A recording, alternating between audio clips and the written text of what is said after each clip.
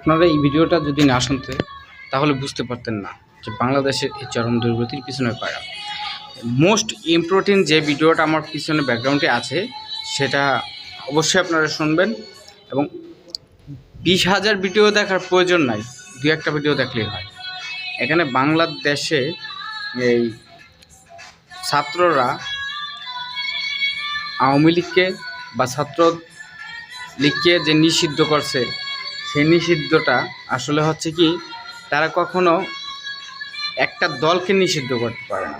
তারা যে নেত্রী স্বৈরাচার ভুক্ত যেই নেতৃত্ববৃন্দ তাদেরকে নিষিদ্ধ করতে পারে, একেবারেই যে দলকে বাদ দিয়ে দিবে সেটা কখনো সম্ভব হয় না। যেরকম আপনার জামায়াতকে নিষিদ্ধ করেছিল, সেটা কি আদৌ গ্রহণযোগ্য হয়েছিল? কখনো হয়নি। তা সেমলি আওয়ামী লীগ একটা জাতীয়বাদী দল, সেটা কখনোই নিষিদ্ধ হবে না। এখানে অসাধু যে ব্যক্তিরা আছে, নেতৃত্ববৃন্দরা আছে, তাদেরকে নিষিদ্ধ ঘোষণা করা এটা বলা বাহুল্য।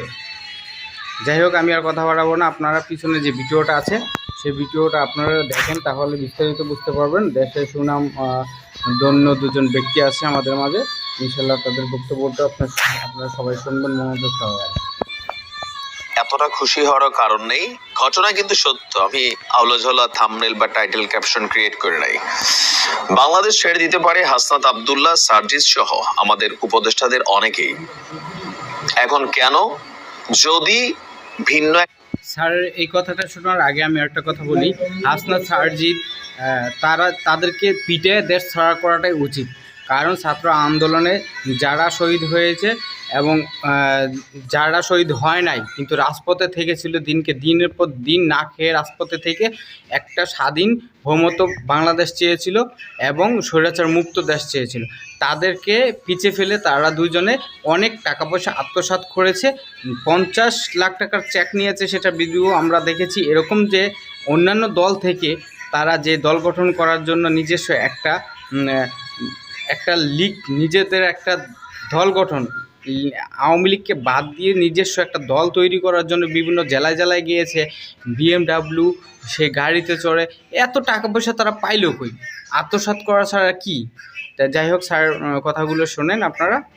একটা ঘটনা এই দেশে ঘটা যায়। ঘটনাটা কোনটা? আপনারা জানেন যে এই মুহূর্তে আমাদের সমন্বয়করা যারা আছেন তারা জুলাই যে ঘোষণাপত্র, এটা নিয়ে গতকালকে একটা সর্বদলীয় বৈঠক হয়েছে। প্রত্যেকটা রাজনৈতিক দল তারা তাদের মতো মত দিয়েছে। তো ফাইনালি সিদ্ধান্ত এটা যে তাড়াহুড়া না, আস্তে ধীরে সবার যে মতগুলো, রাজনৈতিক দলগুলোর যে বক্তব্য আছে সবকিছুকে যাচাই বাছাই করে সমন্বিতভাবে একটা জুলাই ঘোষণাপত্র সরকার ঘোষণা করবে। তবে নির্দিষ্ট কোনো তারিখ ঘোষণা করা হয়নি। এখন এই জুলাই ঘোষণাপত্রে যারা এখানে বিভিন্ন ধরনের ফরমাইশ দিয়েছেন, মানে যে ঘোষণাপত্র খসড়া একটা পত্র আসছে, তো এখানে বা ছাত্রদের প্রধান দাবি হচ্ছে যে বাংলাদেশে আওয়ামী লীগের রাজনীতি নিষিদ্ধ করতে হবে। কিন্তু বর্তমান সরকার তারা কতদূর কি করতে পারবে, আইন কতদূর কি করতে পারবে? আইনের মাধ্যমে যারা অপরাধী আছেন তাদের রাজনীতি বন্ধ হইতে পারে, তাদের যাবজ্জীবন সাজা হইতে পারে, কিন্তু দল হিসাবে টোটালি আওয়ামী লীগকে ব্যান করা এটা আসলে ওইভাবে সম্ভব হবে না। আর করলেও এটা থাকবে না। জামাতে পারছে, পারে নাই। এখন কেন এতগুলা কথা? স্যারের সাথে এটা আমি একমত। আওয়ামী লীগ, এখানে ছাত্ররা একটা কথা বলেছিল, আওয়ামী লীগ থাকবে অথবা আমরা থাকব। এটা কিন্তু আওয়ামী লীগ থাকবে নয়তোবা আমরা থাকব, এ কথাটা উল্লেখ করেছিল। এখন আমি বলেছি যে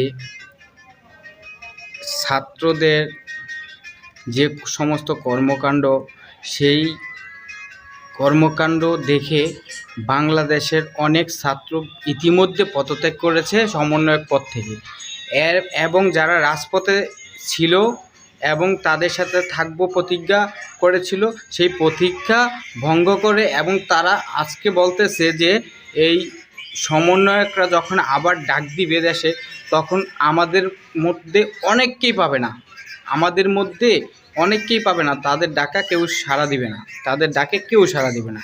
বাকিটা শুনি। বলতেছি, হাসনাত আব্দুল্লাহ বলছে দেশে হয়তো আওয়ামী লীগ থাকবে অথবা আমরা থাকবো। আপনি বুঝছেন? দুইটা না, একটা অপশন থাকতে হবে।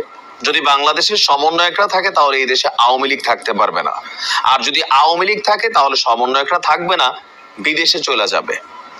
তো এই ধরনের বক্তব্য যদি এটা ধরেন জবান হইয়া থাকে, যে জবান দিলাম, কথা দিলাম, তো তাহলে কিন্তু সমন্বয়কদের বাংলাদেশ ছেড়ে চলে যেতে হবে। বলে ভাই আপনি কেমনে জানেন আওয়ামী লীগ তো নিষিদ্ধ হইতে পারে? ন, অন্তর্বর্তী সরকার যেটা করতে পারে, পারসেপশন থেকে আমরা যতটুকু বুঝি, আওয়ামী লীগের যারা অপরাধী আছেন, যাদের বিরুদ্ধে মামলা হয়েছে বা এজ এ তাদের বিরুদ্ধে প্রসিকিউশন হইতে পারে, তারা রাজনীতি থেকে বিতাড়িত হইতে পারে, কিন্তু আওয়ামী লীগ তো আর শেখ পরিবার থেকে, যদি আমাদের বাংলাদেশ আওয়ামী লীগ বা বিএনপি এটা পরিবার তান্ত্রিক রাজনীতি আছে, কিন্তু কিন্তু ধরেন তাদের বাহিরে কি আওয়ামী লীগ থাকবে না এরকম কোনো বক্তব্য আছে? না।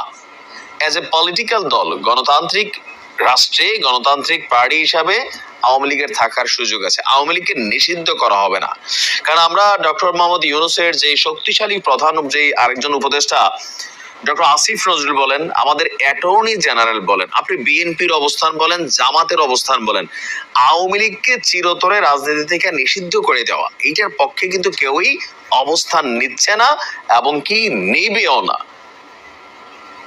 জেনারেল শাখাওয়াত সাহেব, শাখা জেনারেল কিনা যেটা ভুলে গেছেন নামটা, তো তিনিও কিন্তু একটা বক্তব্য দেওয়ার পর তার স্বরাষ্ট্র উপদেষ্টার পদটা হারাইছেন।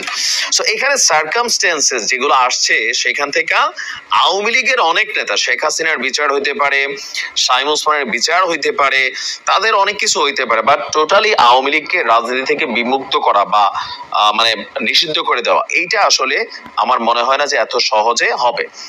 তো কেন্দ্রীয় আহ্বায়ক হাসনাত বলছিলেন এই বাংলাদেশ হয় আওয়ামী লীগ থাকবে, না হয় আমরা থাকবো।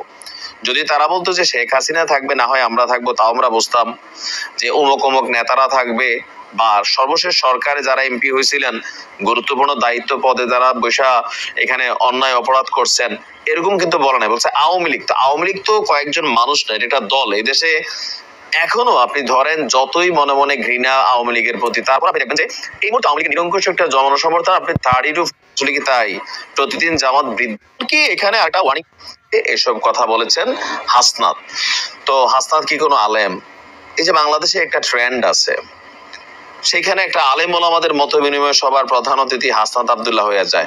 এই জিনিসগুলো থেকে আমাদেরকে একটু বের, এই বিষয়টার জন্য একটু হাসতে হবে ভাই, বুঝলে, সাহায্য নেন, তারপরে আবার ভিডিও দেখেন। হাসনাত আব্দুল্লাহ একজন আলেম, আলেমরা যেই চেয়ারে বসে বক্তব্য দেয়, সেই আলেমের চেয়ারে বসে বক্তব্য দিয়েছে, এবং এই ওলামালেমা যত বড় আলেমদের আছে তাদের প্রধান অতিথি হয়েছে হাসনাত আব্দুল্লাহ। হাসিলেন। হইতে হবে এখানে একজন বুজুর্গানে ব্যক্তিত্বের দরকার ছিল কোথাও না কোথাও। ছাত্রদের যে কোনো প্রোগ্রামে হাসনাত একটা প্রধান পদ পাইতে পারে। তা আমাদের অনেক কিছু আছে, আমরা এগুলার মধ্যেই ওই যে নেতা খারাপ হয় না, কর্মীরা নেতাদেরকে আস্তে আস্তে চাটতে বেশি বড় করে ফেলি, পরে নেতারা একসময় নিজেদেরকে ফেরাউন টাইপ ভাবা শুরু করে। এটা বাংলাদেশের কিন্তু ট্রেন্ড। যাই হোক, এখন হাসনাতের এই বক্তব্যকে আমরা যদি অ্যানালাইসিস করি, তারা কিন্তু আওয়ামী লীগকে নিষিদ্ধের জন্য একটা রিট করছিল, সার্জিস এবং হাসনাত রাই। তো ওই সময় রিটটা থেকে কেন সরে আসলো 24 ঘন্টার ব্যবধানে? সমালোচিত হয়েছিল। আওয়ামী লীগকে যদি নিষিদ্ধ করতে হয়, তোমরা এই যে রিটটা করছিল, ওয়াই সেখান থেকে তোমরা সরে আসলা কেন? তাহলে আওয়ামী লীগের গলায় ঘন্টাটা বাঁধার জন্য এই দায়িত্বটা আসলে কে নিবে? মানে কি বলা হয় যে থাকে না, ওই যে একটা গল্প ছিল যে বিড়াল প্রতিদিন ইঁদুর খাইয়া ফেলে, তো অনেক ইঁদুর মিল্লা সিদ্ধান্ত নিয়েছে বিড়াল যখন আসে গলায় একটা ঘন্টা বাঁধতে দিলেই সমাধান আমরা টের পেয়ে যাবো। ফাইনাল কোর্ট সিদ্ধান্ত, কিন্তু গলায় ঘন্টাটা বাঁধবে কে? এক জামাতরে নিষিদ্ধ করতে আওয়ামী লীগ কত বছর লাগাইছে, শুধুমাত্র লাস্টে সরকার পতন হইয়া যাবে যখন আগ মুহূর্তে মাথা গরম হয়ে কাজটা করছে, কিন্তু এত বছর করে নাই। বুঝতে হবে সচেতন কর্মী দেশে সব দলের আছে, বাট 95% কর্মী হচ্ছে আন্ধা, দলকানা। বিএনপি বলেন, জামাত বলেন, আওয়ামী লীগ বলেন, সেম। এটা মানতে আমরা নারাজ। এটা আমাদের একটা বাই ট্রেন্ড বা ডিএনএ তে জিনিসগুলো কানেক্টেড আছে। তো এই মানুষগুলো নতুন নামে সংগঠন খুলবে 2-4-10 বছর, এরপরে আবার আওয়ামী লীগ কোনো রূপে ফিরে আসবে, এটা মনে হয় যে হবে না আর কি। তো এখন হাসনাতরা যে সকল কথা বইলা ফেলতেছেন, তো পরবর্তী সময় তো বিষয়টা এরকম হবে যে তারাই দেশ ছেড়ে চলে যাবে, আওয়ামী লীগ